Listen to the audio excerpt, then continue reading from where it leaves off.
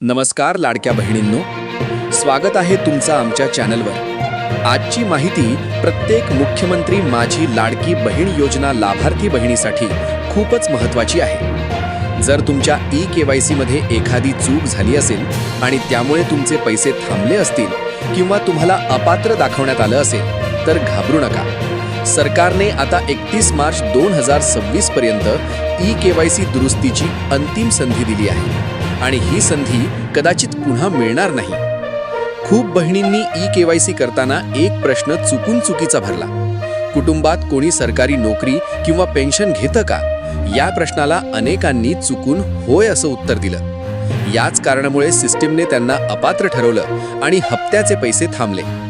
याची दखल घेत मंत्री अदिती तटकरे यांनी स्पष्ट केलं आहे की फक्त चुकीच्या पर्यायामुळे अडकलेल्या बहिणींना दुरुस्तीची संधी दिली जात आहे। पण लक्षात ठेवा, ही सुविधा मर्यादित काळासाठीच आहे। आता ही ई-केवायसी दुरुस्ती कशी करायची ते अगदी सोप्या भाषेत सांगतो। सर्वप्रथम तुमच्या मोबाईल किंवा कम्प्युटरवर ब्राउझर उघडा आणि ladkibaheen.maharashtra.gov.in या अधिकृत वेबसाईटवर जा। होम पेजवर तुम्हाला ई-केवायसी किंवा ई-केवायसी दुरुस्ती असा पर्याय दिसेल। तिथे क्लिक केल्यानंतर तुमचा आधार नंबर टाका, कॅप्चा भरा आणि OTP मागवा। आधारला लिंक असलेल्या मोबाईलवर OTP येईल। तो OTP एंटर केल्यावर पुढचा फॉर्म उघडेल। फॉर्ममध्ये आता तुम्ही आधी भरलेली माहिती दिसेल।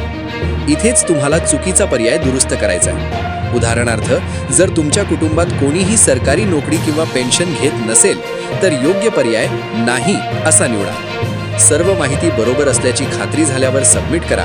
प्रक्रिया यशस्वी झाली की स्क्रीनवर मेसेज दिसेल आणि तुमच्या मोबाईलवर SMS देखील येईल। यावेळी काही महत्त्वाच्या गोष्टी लक्षात ठेवा। ही दुरुस्ती फक्त एकदाच करता येणार आहे, त्यामुळे घाई न करता काळजीपूर्वक माहिती भरा। आधारला मोबाईल नंबर लिंक असणं खूप गरजेचं आहे, नाहीतर OTP येणार नाही। जर ऑनलाईन करताना अडचण आली तर जवळच्या अंगणवाडी सेविका, महिला व बाल विकास कार्यालय किंवा अधिकृत मदत केंद्रात जाऊन मदत घ्या। कोणत्याही फेक लिंक किंवा अनोळखी वेबसाईटवर माहिती टाकू नका। लाडक्या बहिणींनो, ही संधी अजिबात गमावू नका।